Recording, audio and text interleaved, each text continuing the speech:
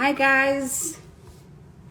It's gosh, I don't know if we're gonna keep track of this if we keep calling them episodes, but welcome to episode 2 of Mentorship Mondays. I'm gonna give it a couple more minutes. In the meantime, I'm gonna pull up your questions and see. Hello.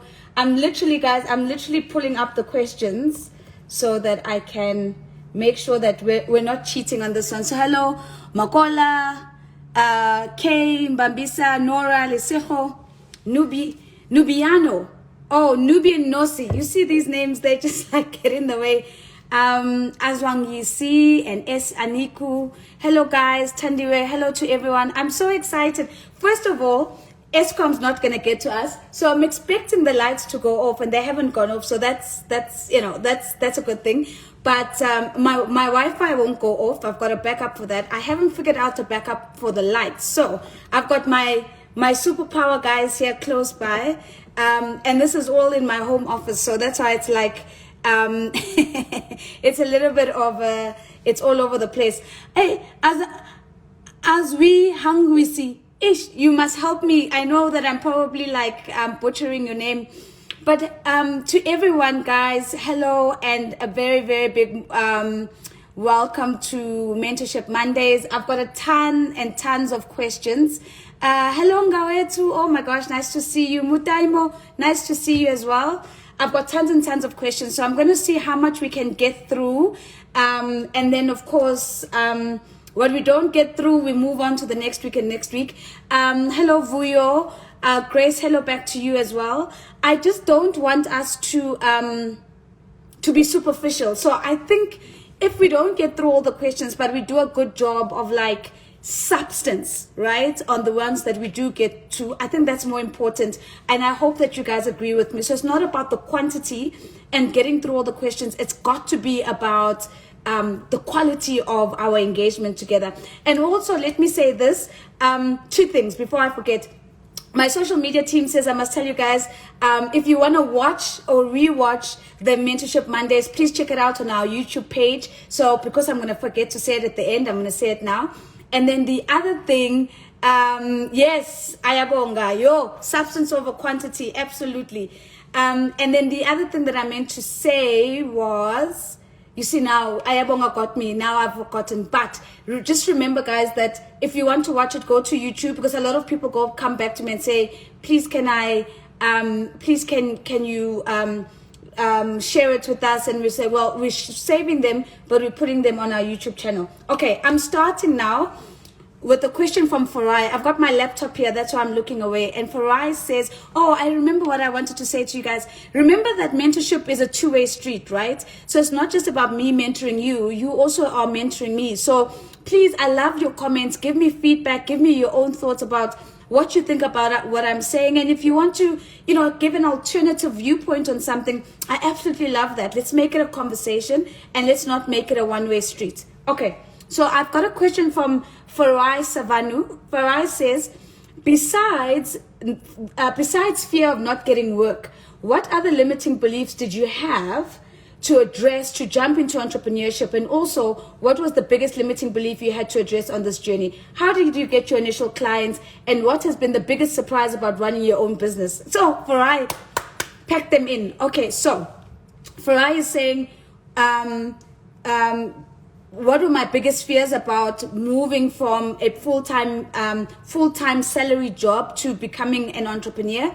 How did I overcome that, and how did I get my initial clients, and what did I find surprising about being in business?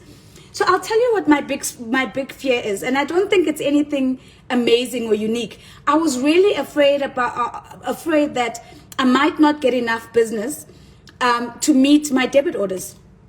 That's it. It's like I was looking at my life. I had a car. I had a car by then. I had my first property by then, so I had a bond. I was also paying rent in another property, and I had a lifestyle of sorts. And I was really worried that I might not get clients, and that this whole thing about being a conversation strategist and making moderation like a real profession was all in my head. And that nobody really was going to buy into that. And because they weren't going to buy into it, I was going to leave this full-time job and then sort of find myself like literally broke, and that was the biggest fear. Amanda, this scarf is from Takealot, takealot.com. I don't know what it is, but yeah. Anyway, so how did I get over it? It was actually took a very interesting conversation with somebody that is in business and that I respect very much, a friend, and he said to me, and I've told the story so many times, and he said to me, Nozi, when you name your fear, it stops being this big scary thing because it suddenly has shape and form, and so you're much more likely to be able to manage it. So you need to name your fears. And I said to him, I don't understand, what is this thing that I need to name my fears? And he said, but like break it down. What's the thing that you're really scared of? Like put it into plain, the simplest English that you can find. So I said, well, I think it's called January, April, and December.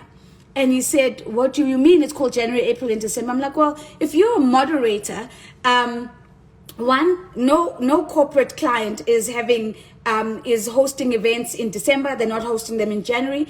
And April, especially in South Africa, has got so many holidays that most clients try to stay away from April because of the Easter break. And so the likelihood is that I'm not going to make any money in those months. And then there's still some months that I may not make money either.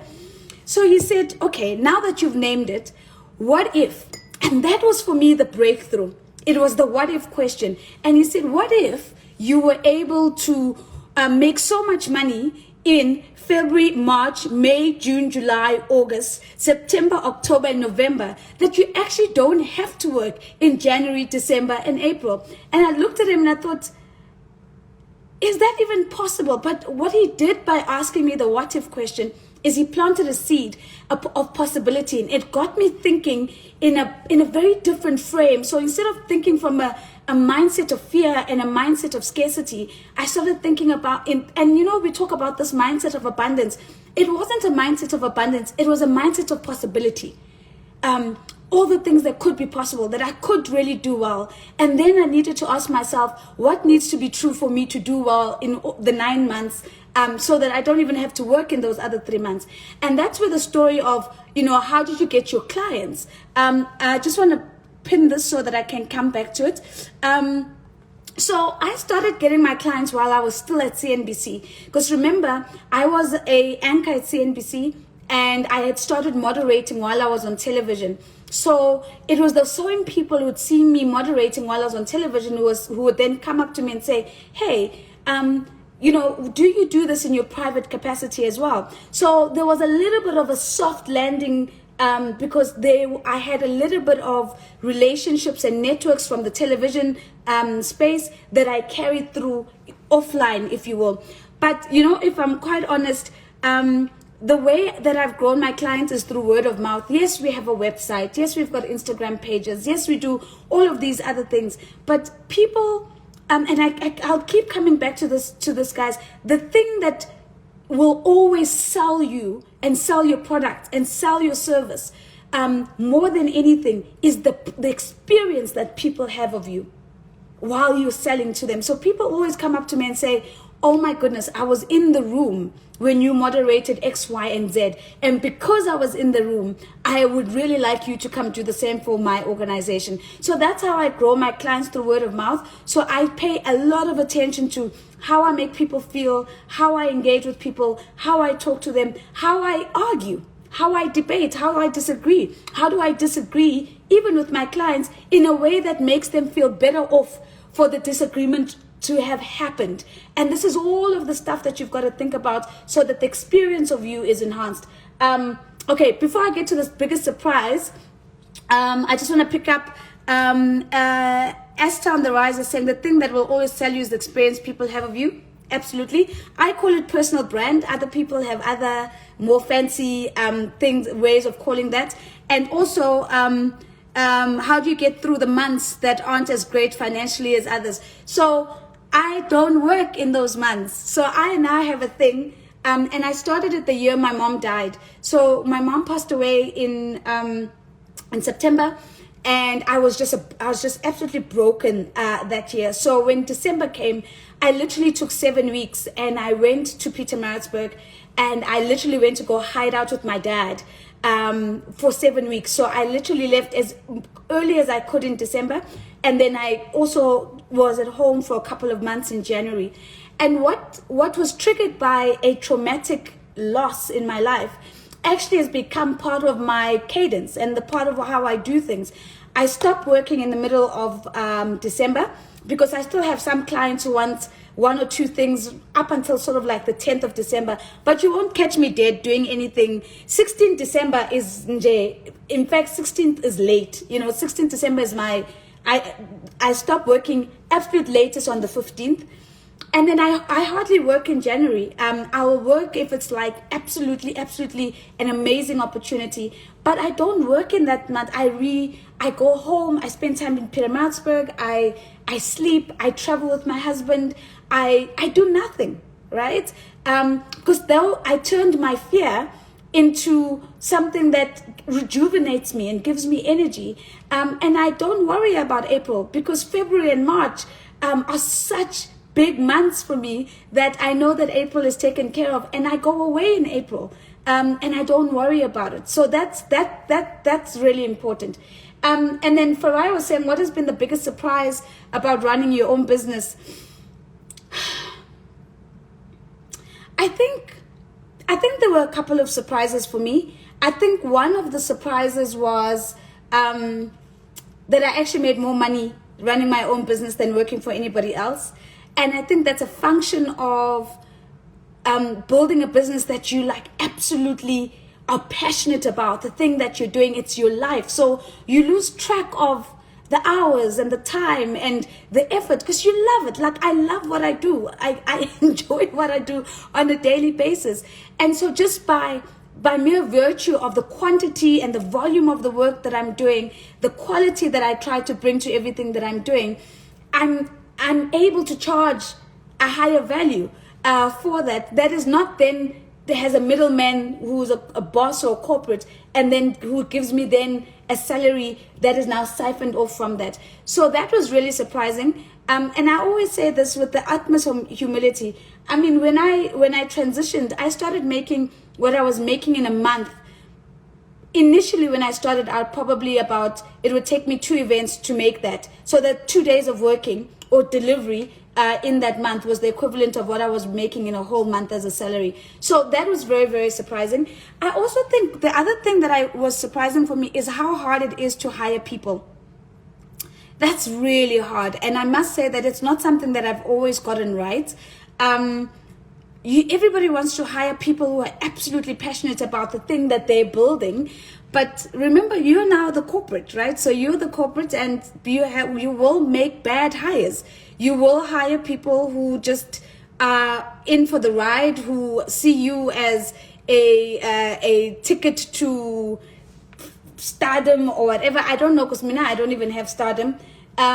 But you will make the wrong hiring decisions. You will fall for the traps of hiring people who know how to sell themselves, but actually really don't have the capacity or the know-how to do the work.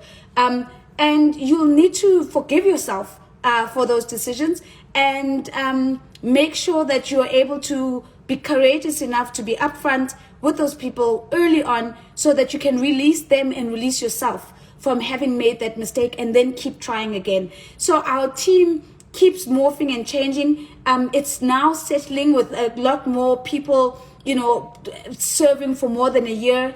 But I've made my fair share of mistakes in that regard, and I think hiring people has been an exceptionally hard experience, and that was a surprise. I think I've covered you, right, in all of your comments. Okay, cool. There's a question from Tulile. Tulile says, I'm a young journalist and I'd like to align my career to becoming a conversationalist. Guys, I'm a conversation strategist. I'm not a conversationalist. And I keep hearing this. So we need to do more educating in the market. Anyway, Tulile says, I literally want to talk for a living. I'm on platforms such as YouTube. I'm doing a one-woman show podcast where I unpack vague social topics. I guess I'm a bit stuck. Here's the question. What career path to take, or how and where to apply For example, do I go into broadcasting? And do I freelance? Please help me on how to brand myself or align my CV and how to go about it. Yo, Tulile, it's a big question. So Tulile is basically saying she's feeling stuck and she wants to talk for a living and is already started. She's got some stuff on YouTube. She's got a one-woman podcast where she does social issues. She calls them vague. I'm not sure why. And then she says, but please help me get unstuck. So I get this question a lot. I get a lot of young people. Tulile, I'm just making the assumption that you're young. I get a lot of young people who come to me and say, I want to talk for a living. And guys, I want you to hear my heart, because I think my response is not always seen as a nice response, because I think it's important that we hear the truth of this. I think before you decide that you want to talk for a living, you've got to have the courageous conversation with yourself that says, what do you have to say to the world that nobody else is already saying? Okay? What do you have to say to the world that nobody else is already saying? It's absolutely important. And oftentimes I'll get young people saying, oh no, I want to go motivate young people in schools about careers. Everybody does that, right? Or a lot of people do that. What is unique about your specific experience in your transition from high school to tertiary, or from tertiary into the job market, that makes your story the story that people need to listen to? And I know that sounds tough, because it's almost like, well, Nozi, if my story is not unique, or you're saying I shouldn't talk. Well, let me tell you what, if your product isn't unique, no one's going to buy it. If your service isn't unique, nobody's going to buy it. So what is it that makes you uniquely you, and that helps you to find your voice around the thing that you need to talk about? And here's, in my humble opinion, the answer. It starts with buying into your whole and full story of you. So what I mean by that is that oftentimes people want to talk about things outside of themselves. You know, the stuff outside of ourselves, everybody's got access to it. So everybody's can talk about it. The one thing that people don't have is your unique experience of who you are and what you've gone through. And so if you can own that, and when I say own it fully and with wholly, what I mean by that is that you are courageous enough to talk about the good things and the bad things, the highs and the lows, the things that you're proud of and the things that you're ashamed of, the things that, elevate you, and the things that make you a less than average person. And when you begin to do that and you pull all of those threads together, your unique story comes to light. And that's a good starting point in terms of, what do I have to talk about that nobody else can talk about? Because nobody else has your experience. And so we've got to stop we need to stop filtering our lives and start thinking about, what is the fullness of my story? Have I told the fullness of my story? And how does it make me unique to everybody else? And how do I use that as a starting point to start a conversation? That's the thing that helps you guide you whether you are going to be talking about politics, because you uniquely grew up in a politically savvy home. Or it's the thing that's going to help you talk about the empowerment of boy children, because you have a unique experience of either being a boy child who's neglected, or have an experience that gives you a unique insight that nobody else has around that particular issue. So you've got to buy into your own story first before you can go out and use your voice. Then the last thing I want to say about this is that, and it comes to Tulile's question around branding, I always talk about being a T person, like this, right? So you're T. And what I mean by this is that even if the top of your T, which represents how broad you are, the number of things that you are able to talk about, what is the anchor of your story? The one thing that holds you together, the thing that you've got deep expertise in. And that's where I always talk about skill and the importance of bringing together your passion and your skill so that you are constantly doing and enhancing the thing that you're naturally good at already. So I, for example, get, I want to just pin this. I, for example, get asked or invited to moderate a range of different topics, right? I talk politics, I talk economics, I talk history, I do, all sorts of things. But what is my tea? My tea, the bottom of my tea, the anchor of my tea is development. That's the thing that I'm really passionate about. And so all the other things somehow always come back to development and development of the continent in particular. And that's why it's easier for me to always bring them back home. So 2 things, Tulile. 1, own your story, know your story in full.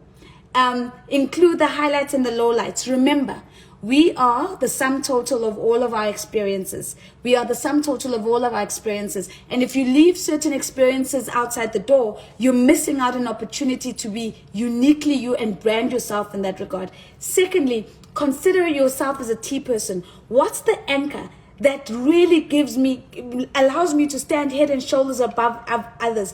And what is the range that it gives me because I'm good at this one thing?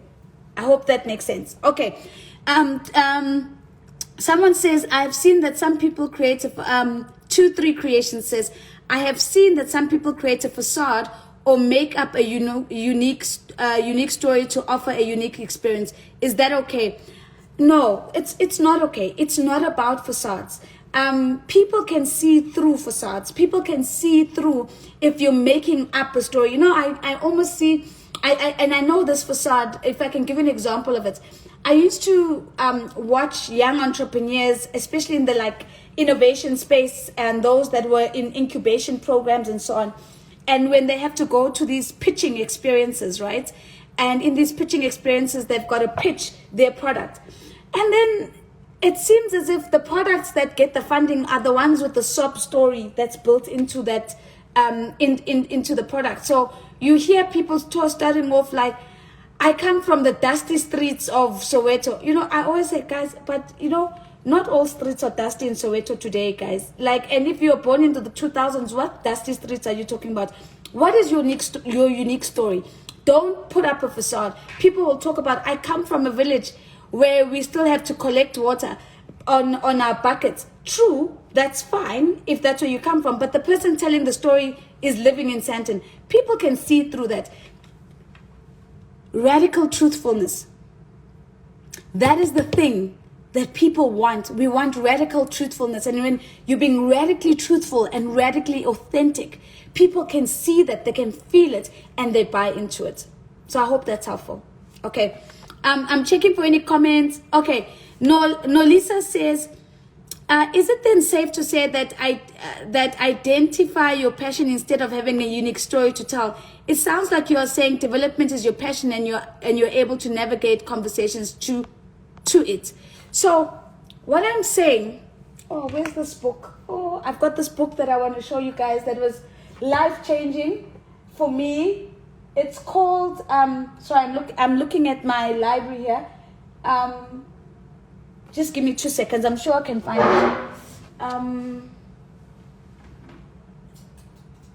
Where is this book?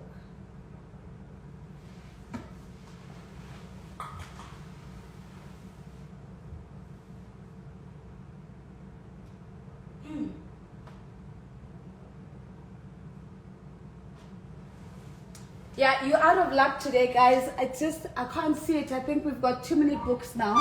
But there's a book that I wanted to show you to respond to your question. It's called Strengths Finder, and it's by Tom Roth. Roth is R-A-T-H, and basically the book says, if you really want success in life, you need to be very clear about the thing that you're better at than everybody else, even without trying. So basically, what's the thing that you're born with? And the example that the guy gives, Tom Roth gives, which I think is so good, he says, imagine you want to be a tennis player, but the best in the world are a 10. So Serena Williams is a 10. And you, without even trying, are a 4. Okay? And then he says, okay, also imagine that you might want to be a chef. And the best chefs in the world, I don't know, Jamie Oliver, I don't know, are a 10. But without even trying, you're actually pretty decent at cooking, and you're already probably a 6 or 7.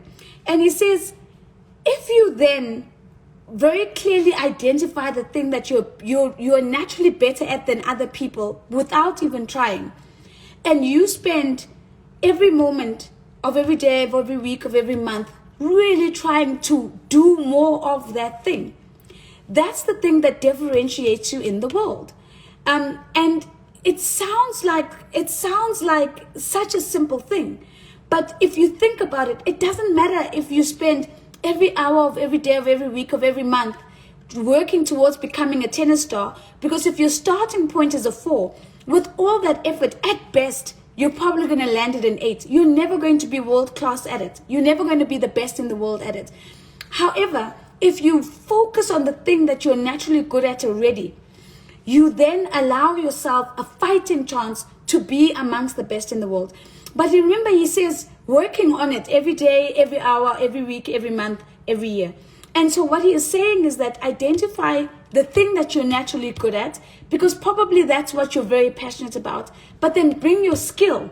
And the skill is the time that you spend doing the thing that you're naturally good at. And that's the thing that differentiates you. And I think what I often see is that we diverge with this. We have things that we are born with, that we are naturally better at than other people. But we then spend our lives doing this other thing because we were told that I must become a CA if I want to make money, or I must do this in order to do that. And that's why we have these divergent lives, constant tension of not feeling fulfilled, because we are not doing the work of firstly locating the thing that you're better at than most people without even trying. I will find the book, guys. I've gifted this book to so many young people that I've mentored. And you can also check it out online, right? Strengths Finder, because there's also an online assessment that you can do, but you have to buy the book. You get the passcode in the book to do your online assessment, and it helps you find what your strengths are. Life-changing. And for me, my natural strength is I'm really, really good at translating ideas from myself to others and from others to other people. That's my superpower. I'm able to use conversation for the transmission of ideas. And so I use that in my business. I use that in my social life. I use it so that I'm constantly in the zone of my sweet spot. And that's the work that I'm dedicated to. I, for example, will tell you, I don't know how to use Excel. When I was in business school and people were telling me that they were pivoting tables, I literally like almost like pivoted my laptop, because I'm like, what's this pivot thing that everybody's talking about? But it's not what I'm good at. Am I going to spend every day of every hour of every month of every week of every year trying to be an Excel guru? No, because that's just not me. I'm going to spend my time on the things that I'm naturally abundantly born with, and if I spend time with them, make me better and give me a fighting chance to be amongst the best in the world at them. I hope it's a long-winded way of answering the question, but I hope you guys hear that. Okay. Thank you, Doda. I want to see if there's any more questions coming through. Strengths Finder, that's the book, 2-3 Creations. Thank you. I keep getting people saying, well, it's Tom Roth. Roth is R-A-T-H. Roth, yeah. But what I will do is I'll post the book as well on my story. So when I'm done, I'll look for it and then I'll post it so you guys can see it. Yes, thank you so much, Ms. Mutabeng. That's the book. Lisa, don't cry. We don't want tears, because now I'm also going to try. So we want to focus on the things that make us happy. And then the only Sitwali says Malcolm Gladwell also writes about the 10,000 hour rule. Yeah, I buy into the 10,000 hours, but the biggest mistake we can make, guys, is putting 10,000 hours towards the wrong thing. Don't make that mistake. Make sure that you're putting 10,000 hours into the thing that you're already better at, better than most people without even trying, and that's going to give you passion, it gives you energy, and it really propels you forward. And so you also need to be mindful of, is this an energy drainer or is this an energy amplifier? If it drains your energy, it's not it. It's not it. And also, don't make the mistake of confusing something that you're good at and thinking that that's your sweet spot. That's where your strengths and your passions lie. No. I, for example, can say, what am I good at? I can tell you guys, okay, you won't believe me, but it's fine. I think that I'm good at dancing, right? I think I've got a fair share of rhythm on me. But is it the thing that I'm naturally better at than most people without trying? No, I'm probably just average. I mean, in my family, I'm not even the best. So don't confuse something that you're good at and just think because I'm good at it, it means that, no, does it fuel you? Does it energize you? Are you better at it than most people without even trying? That's the key for me. I want to get to the, and then Nolisa says, so do you agree that it's about identifying rather than your, no. Let me clarify this. Nolisa is saying, thanks Nozi for the clarification. So you agree it's about identifying your passion rather than having a unique story to tell. It's both and. It's both and, right? I was responding specifically to the question of the to the questions I always get specifically from people who say, I want to be a speaker. And I always say to them, and what do you want to talk about that nobody else is already talking about? And so you can see that from there, one, it is about what am I really passionate about, but also what's uniquely me. If you read Jim Collins, Great by Choice, Jim Collins, oh gosh, guys, I feel like I should have these books out before we start the session. I'm going to pull some books towards the end for you guys to look at. If you read Jim Collins' Great by Choice, he talks about the genius of the both and he says that successful people in life can hold the complexity of what might feel like opposing ideas, but they're able to bring them together for something unique. This is exactly what I'm saying to you now, Nolisa, that it is both about identifying your strengths and your inherent passions sitting in that sweet spot, and it is also about being radically truthful about who you are, where you've been, what your experiences have been, and being able to craft that into a uniquely you story and bringing that together. And that's where I believe, anyway, that's where the magic happens. So I hope that's landed. Okay, cool. Okay, I've got more questions. So guys, I've got a lot of questions coming on the live. So remember, our process is that you've got to DM me the questions so that I can have a chance to look at them before we come on Monday. So I have to prioritize the questions that I got on the DMs, and then if there are follow-up questions, I will take them as best as I can. All right. So Tulile, I hope that you've got that. So Luciano Tuo says, I'm just starting out in the moderation space. I'm trained as a lawyer. I know your training is in international relations and international studies and development finance. So Luciano, you've been checking out my academic track record. So these are my questions, says Luciano. Did you find any skills development program particularly useful when you started moderating? What resources have you found useful in growing your skill as a conversation strategist? And who are you looking up to globally as you work towards your next level game? Beautiful questions. So let's take them one by one. So skills development program. So I didn't find this skills development program when I started moderating. I was really blessed to bump into this when I was 14 years old. And anybody who knows me will know that I will constantly say this over and over again. A game changer in my life was Toastmasters. Toastmasters.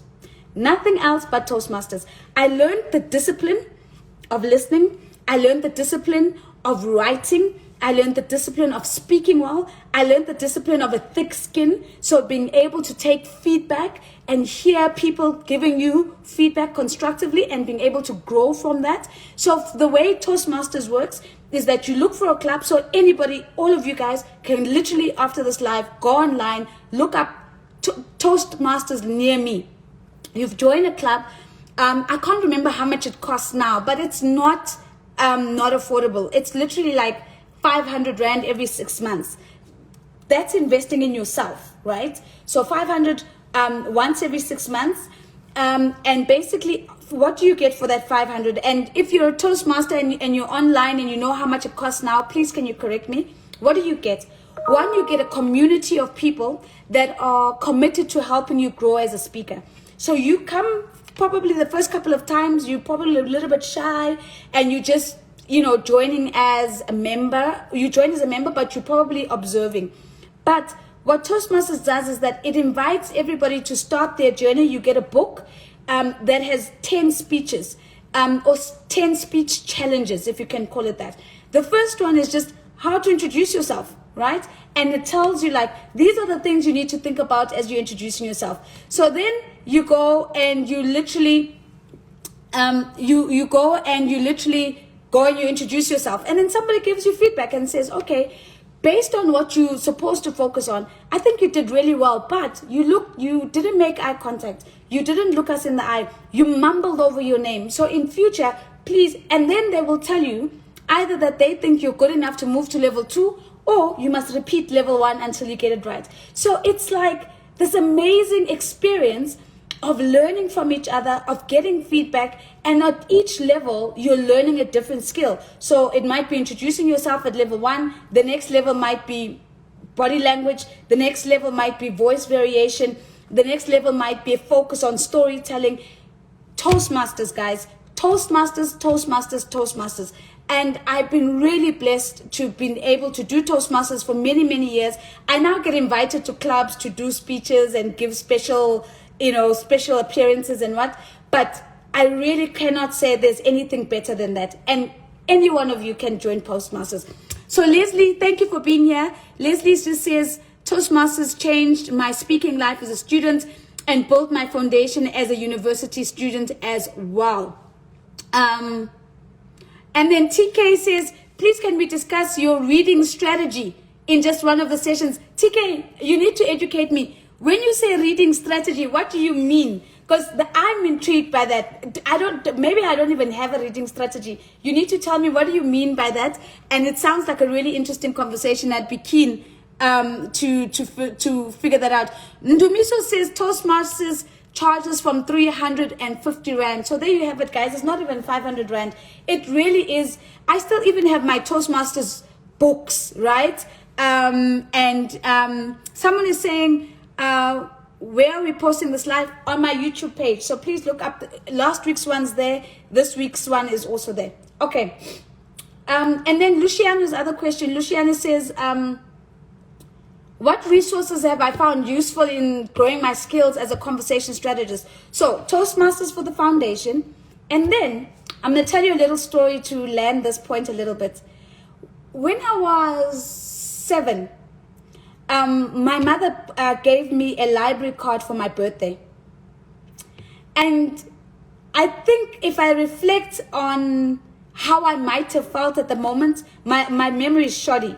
But I can imagine that I might have been disappointed as a 7-year-old, because I might have thought, how's about a bike or, a doll or whatever it is I was besotted with at the time. It was a life-changing gift in 2 ways. One, there was a library, a community library pretty close to the township where I grew up. And so it became my hiding place. I read a lot, right? And then I went to a really special school. And the special, Ndumiso, when I'm going to steal you one of these days. And then I went to a really special school called Scottsville Primary School. And they have this amazing thing that they did. Every quarter, so every term, at the end of the term, we'd have reading awards. And basically what reading awards were every time you read a book from the school library, you got a card and you wrote the book down that you read, and you'd have to do a summary as a way of holding you accountable that you actually really read the book. And because I'm a competitive person, I wanted to be on stage every quarter. So you got a certificate for 5 books, for 10 books, for 15 books. And every year you had to start from zero. Guys, when I was in grade 7, in that year, I read 500 books because that's the certificate that I wanted to get. Now, what that school did for me, and remember, you start from zero every year, right? So what that school did for me is it instilled for me the love of reading. The most important resource that I have found is my passion for reading and for being curious about things I don't know about. That is the most important thing. You've got to just pick up something and read. And I find that it opens you, you make these connections as you're reading.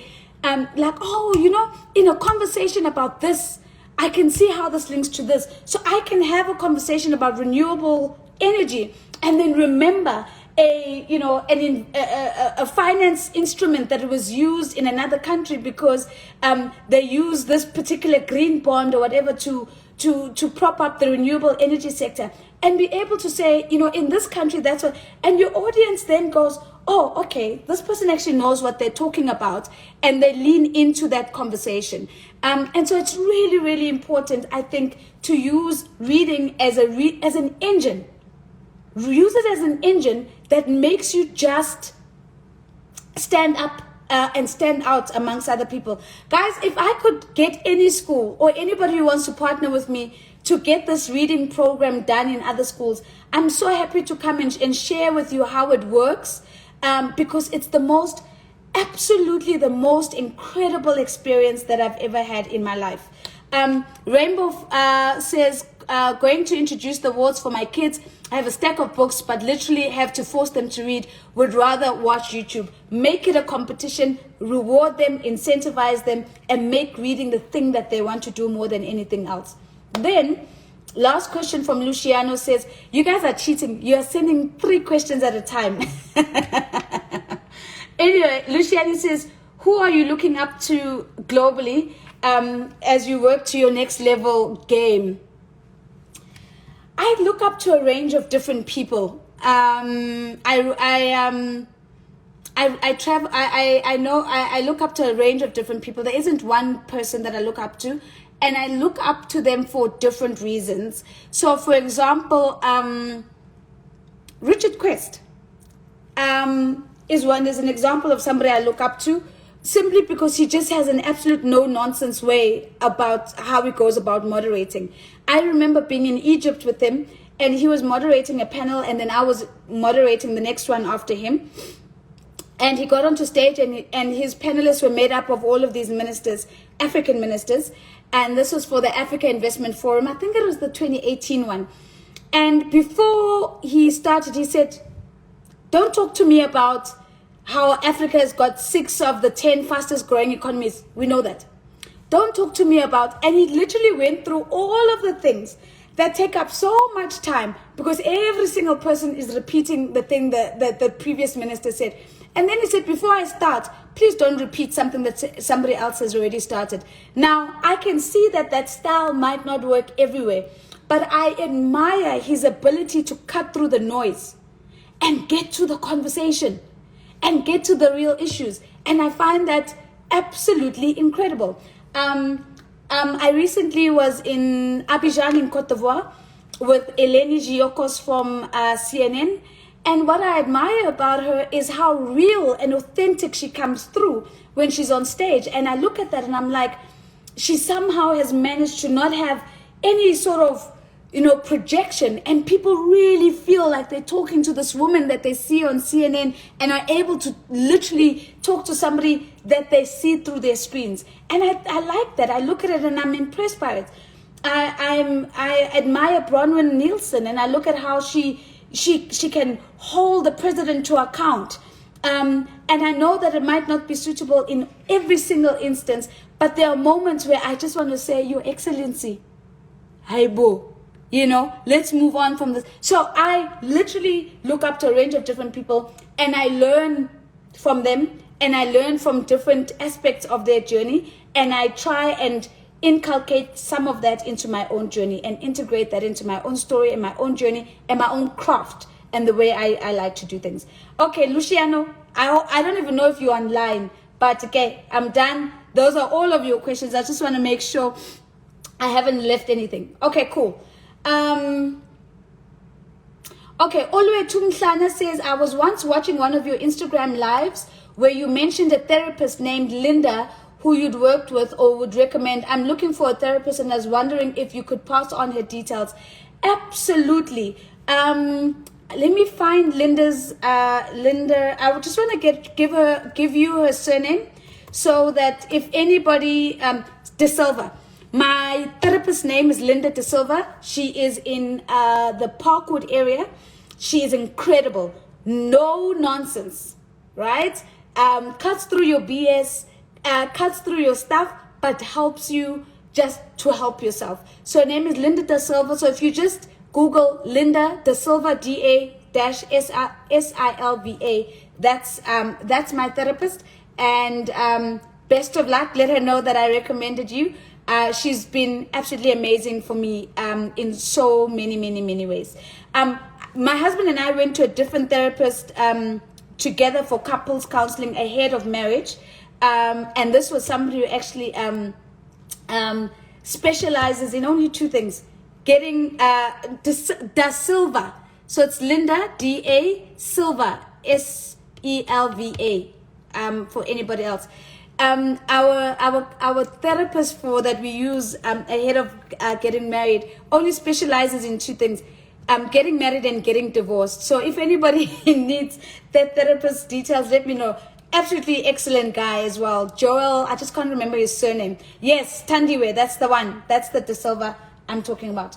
Okay, so let's see.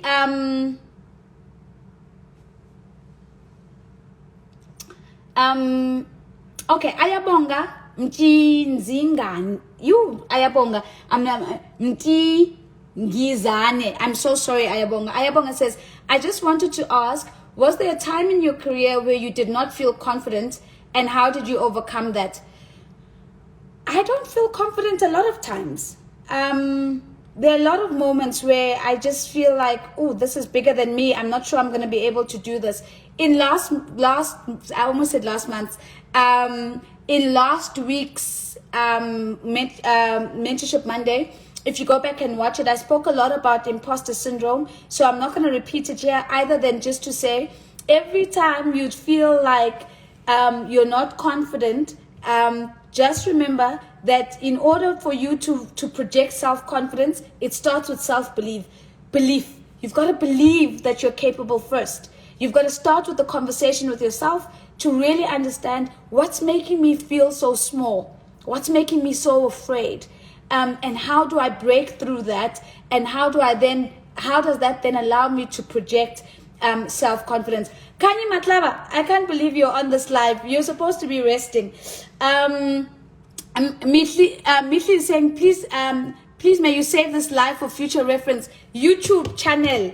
You know, they say, welcome to my YouTube channel. Please go. We've got a YouTube channel. We're uploading all of these lives so you can watch them there. Okay, I've got 10 more minutes. Okay, 10 more minutes. I've got a question from... Okay, Nontle Nklapo. My question is, how does one equip and train themselves or get the necessary skill set to function in a job or an internship that they do not have an academic background in? Because of the scarcity of jobs in South Africa, as a young person, I usually apply for any internship that comes my way. Nontle, thank you. That's a beautiful, beautiful question. And it's a real question because we don't always have the academic qualification for the jobs that we are applying for. Right.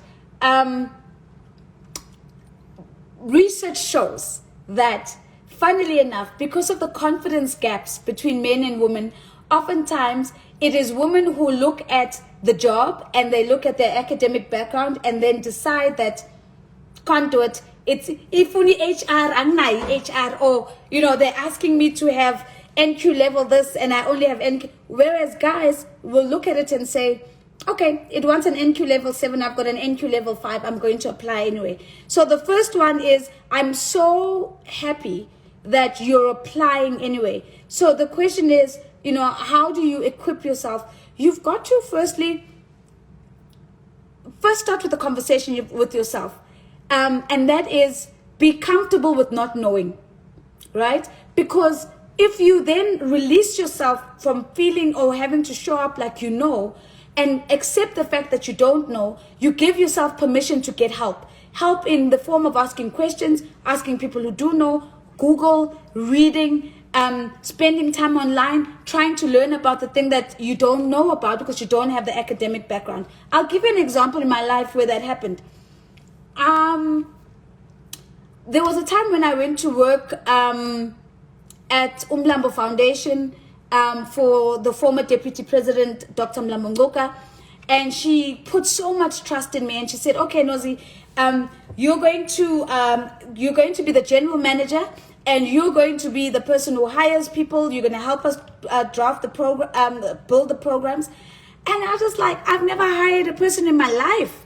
And literally, the thing that saved me was, there's a gentleman called Lungisa Josi who used to sit in the office downstairs. I used to go to Lungisa all the time and say, Lungisa, how do I hire a person? Like, where do I start?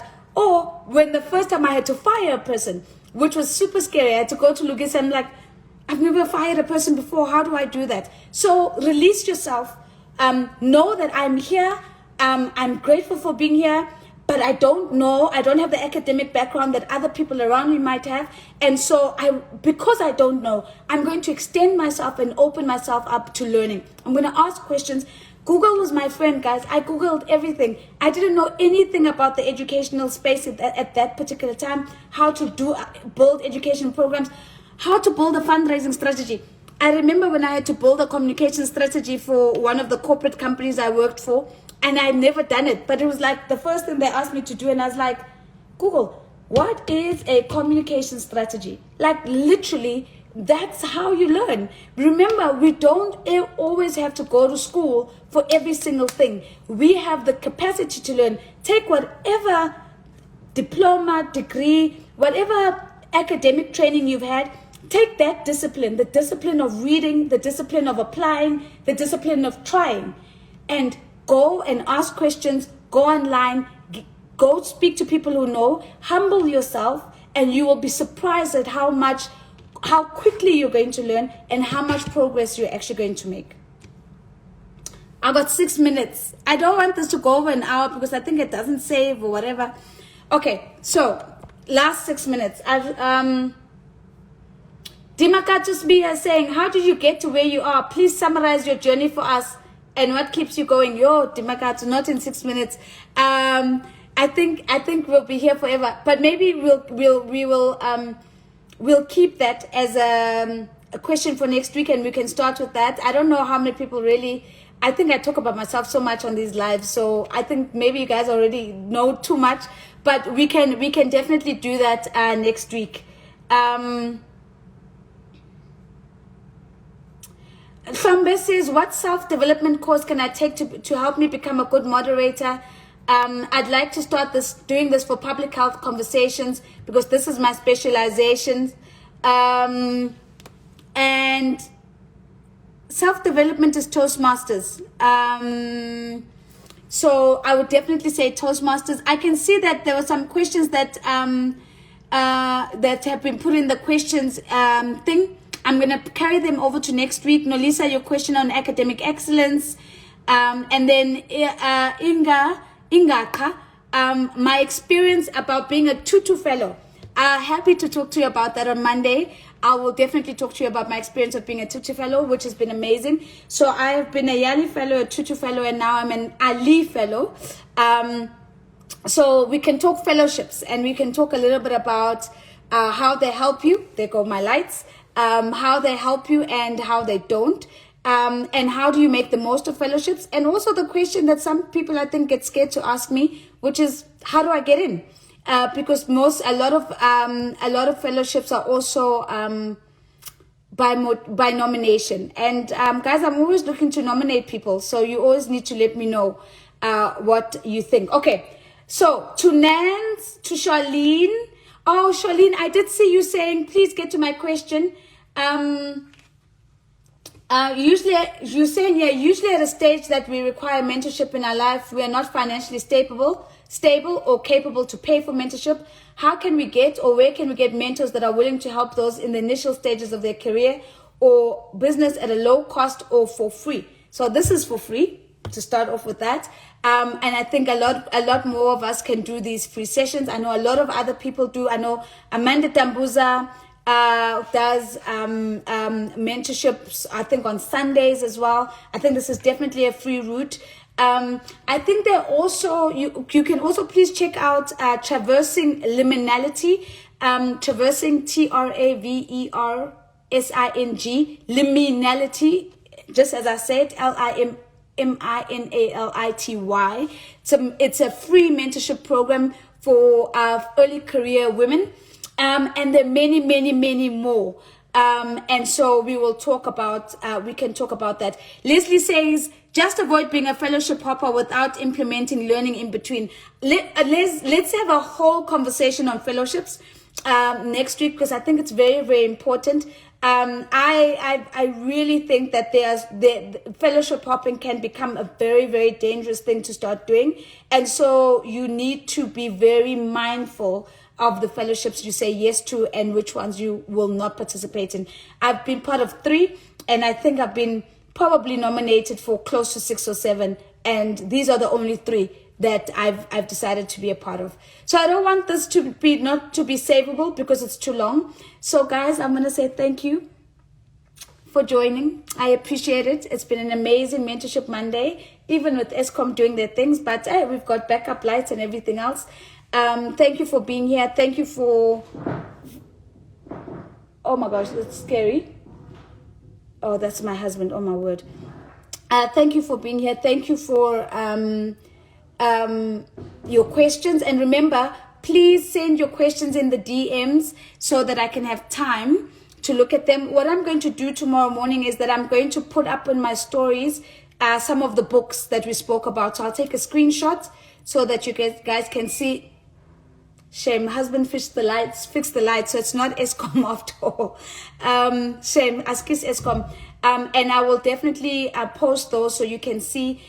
Just remind me if there are books that I mention and then I don't put them up. You know, it's always good to get the books. Thank you so much, guys. I appreciate all of you. See you next week, Monday. Bye.